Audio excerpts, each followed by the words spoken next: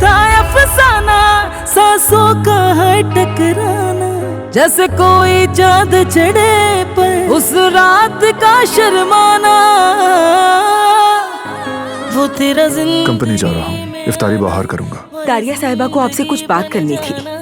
इस दुनिया में एक दुनिया हम दोनों का बनाना थे, एक दूसरे संग जीने के लिए मरे हम कितना। मैं जानना चाहता हूँ कि क्या पेशरफ्त हुई। जब तक उसका पता नहीं चल जाता मेरी बीवी खुद को महफूज नहीं समझेगी। मुजरिम जल्द हमारी पकड़ में होगा। ये तो बहुत करीब पहुंच चुका है। किस्मत चलो छोड़ो भूल जाओ।